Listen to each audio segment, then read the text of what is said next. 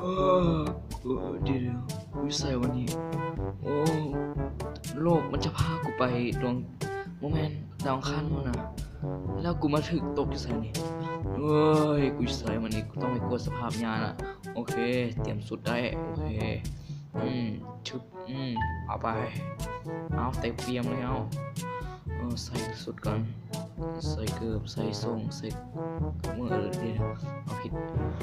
ต้องเตรียมปืนไว้หรอกบางทีอาจจะมีตัวอย่างมาก็ได้เอามานี่ยังบุกแต่ว่าเดี๋ยวว่าอิสระกำลังไปเอาเปิดประตูเ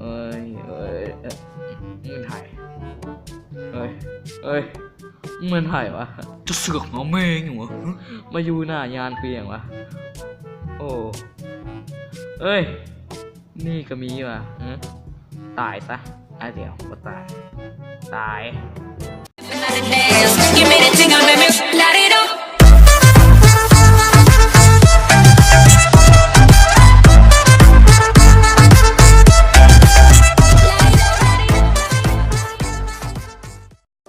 สบายดีทุกท่านวันนี้เขาจะมาสร้างการซอมบี้ตกขุมเนาะอันนี้ก็เป็นการสร้างค่อยเป็นครั้งแรกเนาะวันนี้ก็จะมาสร้างให้ทางทุกท่านเบิ่งท่าไพ่พูดแล้วก็บ่ต้องมาคอมเมนต์ได้อย่างเด้อตอนนี้ก็ไปรับชมมันเลยสำหรับอุปกรณ์ต้องมีแมนรางรถไฟอันขี่รถไฟดินแล้วเอาบล็อกอะไรก็ได้เอาซอมบี้ดินเอามาก่อนแดดโอเคมุ่งมากันแดดได้บ่เอาต้องวางนี่2บล็อกโอเคแล้วก็วางดินไปประมาณ 2-3 บล็อกโอเคเอานี่เนาะเดี๋ยวแล้วก็วางแล้วนี่เดี๋ยวเป็นขึ้นอีกครั้งหนึ่งเนาะแล้วตอนนี้ก็บังมันแล้วก็ปล่อยซอมบี้นั่นแล้วก็ใส่แล้วก็หลังจากนั้นเขาก็ทุบนี่ออกให้เบิดเนาะแล้วก็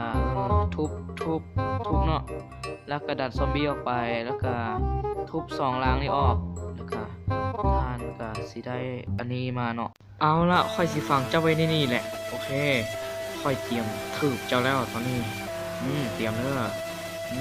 โหเห็นบ่ท่านผู้ชมเห็นบ่ถ้าเป็นอีหยังไปบ่มีหยังเด้อ